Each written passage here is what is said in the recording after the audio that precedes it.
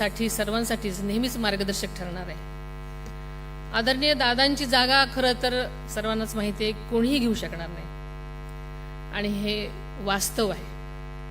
परंतु त्याचा विचार, त्यांनी दाखवलेला विकासाचा मार्ग आणि सामान्य माणसाबाबतची त्यांची बांधिलकी हीच आज आपल्या पक्षाची सर्वात मोठी ताकद आहे आणि यावर माझा विश्वास आहे। आदरणीय दादांच्या पश्चात आपला सर्व राष्ट्रवादी परिवार एक कुटुंब म्हणून माझ्या पाठीशी खंबीर उभा राहिला याची मला जाणीव आहे आणि अभिमान सुद्धा आहे आणि याची जबाबदारी किती मोठी आहे हेही मला समजते। 3 वर्षापूर्वीच आदरणीय दादांनी पक्षाच्या राष्ट्रीय अध्यक्षपदाची धुरा सांभाळली। त्यांना अवघ्या 2.5 वर्षाचाच कालावधी मिळाला। हा कालावधी मर्यादित असला तरी त्यांनी पक्षाला राष्ट्रीय स्तरावर नवी ओळख मिळवून दिली। आदरणीय दादांची ओळख केवळ राजकारणी समाजकारणी म्हणूनच नव्हती, तर सर्वसामान्यासाठी आपला जीवाभावाचा माणूस, कामाचाच माणूस आणि हक्काचा माणूस अशी होती। राज्याचे अर्थमंत्री म्हणूनही दादांनी सादर केलेले त्यांचे अर्थसंकल्प हे राज्याच्या विकासाचे दस्तऐवज आहेत। शेतकरी, कष्टकरी, महिला, युवक, राष्ट्रवादी काँग्रेसच्या आणि पायाभूत सुविधांच्या विकासासाठी त्यांनी सातत्यानं काम केलं। महाराष्ट्राच्या प्रगतीचा ध्यास हेच त्यांच्या जीवनाचं ध्येय होतं। काँग्रेसच्या आणि ते 27व्या वर्धापन दिनानिमित्त आज आजच्या या कार्यक्रमात आपण सगळेजण जमले आहोत। युती सरकारमध्ये संभाजी महाराज राज्य सरकारमध्ये आपण लोककल्याणकारी निर्णय घेत आहोत। आदरणीय दादांच्या दूरदृष्टीतून साकारलेल्या मुख्यमंत्री लाडकी बहीण योजनेमुळे राज्यातील लाखो महिलांना आर्थिक पाठबळ मिळालं, त्यांच्या जीवनात आत्मविश्वास निर्माण झाला। आता एकल महिलांसाठी सुद्धा स्वतंत्र योजना आणण्याचा निर्णय राज्य सरकारने घेतलेला आहे। नुकताच आपल्या सरकारने जगाचा पोशिंदा बळीराजासाठी सुद्धा कर्जमाफीचा क्रांतिकारी निर्णय घेतला आहे। त्याचा लाभ बळीराजाला मिळवून देणं ही राष्ट्रवादी कार्यकर्त्यांची मोठी जबाबदारी आहे। यापूर्वी आपल्या सरकारनं शेतकऱ्यांच्या वीज बंबांना मोफत वीज पुरवठा करण्याचा निर्णय घेतला होता। अशा अनेक लोककल्याणकारी योजनांना दादांनी सतत प्राधान्य दिलं। राष्ट्रवादी काँग्रेस पक्ष केंद्रात आदरणीय पंतप्रधान मोदी आणि अमित भाईंच्या नेतृत्वाखालील NDAच्या सोबत राज्यात आपण महायुतीसोबत काम करत असताना महाराष्ट्राच्या हितासाठी राष्ट्रीय प्रवाहाशी जोडून काम करताना राष्ट्रवादी काँग्रेस पक्ष महाराष्ट्र धर्माची लढाई निष्ठेने लढत राहील याची आजच्या या प्रसंगी मी आपल्या सर्वांनाच ग्वाही देते। अल्पसंख्याक, मागासवर्गीय, OBC, आदिवासी समाजासह प्रत्येकच समाज घटकाला सुरक्षित वाटेल अशी सामाजिक भावना रुजवणं ही आपली सर्वांची जबाबदारी आहे। राजकारणाच्या नावाखाली जाती जातीमध्ये, धर्माधर्मामध्ये फारकत करणाऱ्या प्रवृत्तींना राष्ट्रवादी काँग्रेस पक्षामध्ये कधीही थारा देणार नाही। सर्व समाज घटकांनी गुण्यागोविंदांना नांदावं असं वातावरण निर्माण करण्याचा आपला नेहमीच प्रयत्न असणार आहे। त्यासाठी राजकीय तडजोड करावी लागली तरी त्याची तयारी आपण सगळ्यांनीच ठेवायला पाहिजे। आगामी काळामध्ये राज्यातल्या उर्वरित सर्व स्थानिक स्वराज्य संस्थांच्या निवडणुकांना आपल्याला सगळ्यालाच सामोरं जायचं आहे। त्यासाठी पक्षाचे ज्येष्ठ नेते, लोकप्रतिनिधी, संघटनेचे पदाधिकारी आणि कार्यकर्त्यांनी निवडणूक जिंकण्यासाठी नियोजनपूर्वक तयारी करून कामाला लागलं पाहिजे। येत्या काळामध्ये येणाऱ्या मतदारसंघ पुनर्रचनेमुळे विशेषतः शहरी भागातील मतदारसंघाची संख्या मोठ्या प्रमाणात वाढणार आहे। आत्ताच आपल्याला प्रफुल्ल पटेल साहेबांनी सांगितलं की डिलिमिटेशन्समध्ये हा सगळा बदल होणार आहे। ग्रामीण व शहरी भागामध्ये आपल्या पक्षाची ताकद अधिक मजबूत करण्यासाठी विशेष नियोजन आणि प्रभावी कार्यक्रम राबवण्याची आपल्याला आवश्यकता असणार आहे आणि आपण ते करणार आहोत। त्याचबरोबर सुरू असलेल्या SIR म्हणजे आत्ताच आपण जो व्हिडिओ पाहिला याच्या निवडणूक प्रोग्राम म्हणजे मतदार याद्यांच्या विशेष पडताळणी मोहिमेच्या पक्षाच्या वतीनं नियुक्त केलेले BLA यांनी निवडणूक आयोगाच्या BLO यांच्याशी समन्वय साधून अत्यंत अचूक आणि जबाबदारीने काम करावं। मतदार यादी हा निवडणूक प्रक्रियेचा आत्मा आहे।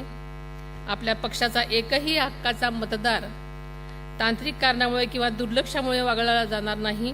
यासाठी सर्व नेते, लोकप्रतिनिधी, पदाधिकारी आणि कार्यकर्त्यांनी याकडे गांभीर्याने लक्ष घालून माझा बूथ माझा गाव या संकल्पनेतून काम करावं असं मी सूचित करते। बूथ पातळीवर प्रामाणिकपणे आणि प्रभावीपणे काम करणाऱ्या कार्यकर्त्यांचा योग्य सन्मान राखला जाईल, त्यांना न्याय दिला जाईल याची मी आपल्या सर्वांना ग्वाही देते। आज आपल्या समोर सर्वात मोठं ध्येय आहे ते म्हणजे संघटना अधिक मजबूत करण्याचं। प्रत्येक कार्यकर्ता हा पक्षाचा ऑक्सिजन आहे। पक्षाची खरी ताकद मोठ्या मोठ्या शहरातच नसते, तर ती गावागावातल्या गल्लीबोळातल्या कार्यकर्त्यांच्या कष्टात सुद्धा असते।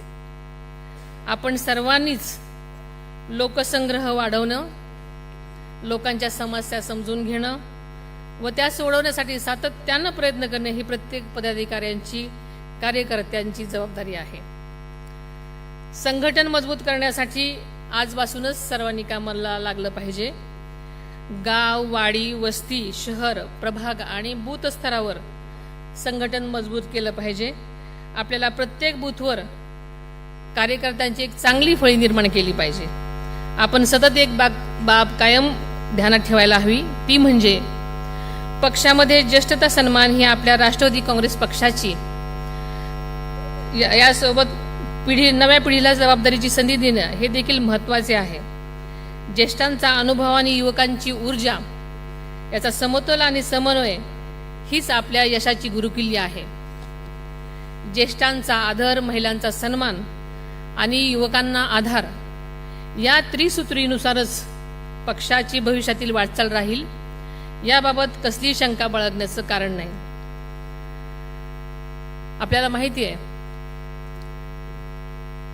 राष्ट्रीय अध्यक्ष म्हणून गेल्या 4 महिन्यात मी ही जबाबदारी अतिशय वेगळ्या परिस्थितीमध्ये घेतली, याची खात्री मी आपल्या सर्वांना देते। काँग्रेस एक वेळ मी सगळ्यांना पक्षाच्या 27व्या वर्धापन दिनाच्या सावरून घेतलं। आपल्या सर्वांनाच दादांनी त्यांच्या हयातीत या निमित्तानं कार्यकर्त्यांना आज या ठिकाणी खूप सभागृहात उपस्थित असलेले हट्ट पुरवले, प्रेम केलं, सन्माननीय सन्मान दिला। आदरणीय छगन भुजबळ साहेब जे म्हणाल ते सगळं त्यांच्या परीनं देण्याचा दादांनी प्रयत्न केला। यापुढे मी पक्षाच्या हिताला सर्वोच्च प्राधान्य देईन। कुणाचाही अनावश्यक हस्तक्षेप यामध्ये असेल तर नक्कीच विचार केला जाईल।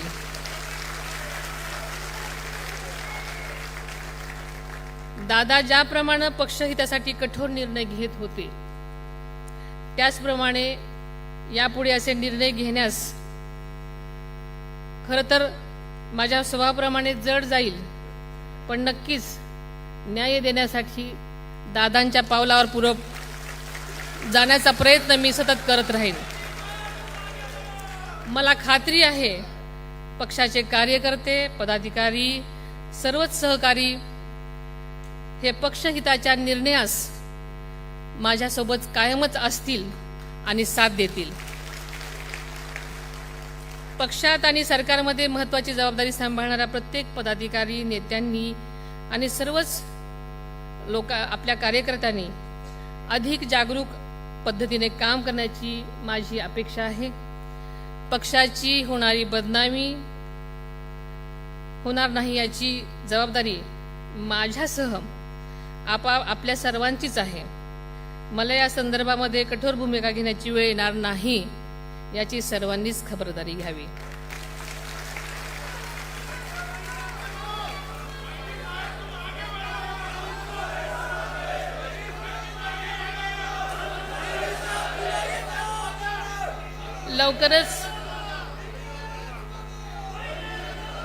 लवकरच विविध महामंडळे त्यावरील सदस्यांच्या नियुक्त्या केल्या जाणार आहेत. आपल्या वाट्याला येणाऱ्या महामंडळावरील नियुक्त्या करताना पक्षनिष्ठा आणि पक्षासाठी समर्पण हे महत्त्वाचे निकष विचारात घेतले जातील. महामंडळासाठी पक्षाकडे ज्यांनी अर्ज केले असतील त्यांची सगळे मिळून आम्ही विचार करू. त्यामुळे कोणीही काळजी करण्याचं कारण नाही. पक्षातील माझ्या इतर सर्व सहकाऱ्यांसोबत या सगळ्या गोष्टींची चर्चा होईल. गुणवत्ता आणि पात्रता असणाऱ्याला संधी दिली जाईल याकडे माझा नक्कीच. कार्यकर्त्यांचे जेवढे आभार मानावे तेवढे कमीच आहेत. त्यांनी माझ्यावर दाखवलेला विश्वास मी नक्कीच माझ्या कामातून सिद्ध करून दाखवीन हा विश्वास मी आपल्या सर्वांना देते. तसेच नुकत्याच झालेल्या विधान परिषद आणि राज्यसभेच्या निवडणुकीमध्ये बिनविरोध विजयी झालेल्या सर्वच उमेदवारांचं मी मनापासून अभिनंदन करते. मला खात्री आहे की पक्षाचे कार्यकर्ते, पदाधिकारी, लोकप्रतिनिधी हे सर्वच पक्षहितासाठी माझ्या निर्णयाचे समर्थन करतील आणि जे जे कार्यक्रम दिलेले आहेत ते कार्यक्रम अंमलात आणतील. आजपर्यंतच्या प्रवासामध्ये आपल्या पक्षाने अनेक चढउतार पाहिले, सत्ता पाहिली, विरोधी पक्षातही काम केलं, पण कधीही आपल्या विचाराशी तडजोड केली नाही. यापुढे सुद्धा ती तशीच केली जाणार नाही. पक्षाची राष्ट्रीय अध्यक्ष म्हणून मी हा शब्द पुन्हा एकदा आपल्या सर्वांना देते. आपली एकजूट, आपली एकनिष्ठा आणि आपले कष्ट याचमुळे राष्ट्रवादी काँग्रेस पक्षाचे भविष्य अधिक उज्ज्वल होणार आहे. त्यामुळे आपण सर्वजण नव्या जोमानं, नव्या आत्मविश्वासानं आणि नव्या निर्धारानं कामाला लागूया. शेवटी एवढंच सांगू इच्छिते, वादळांना पाहून आम्ही कधी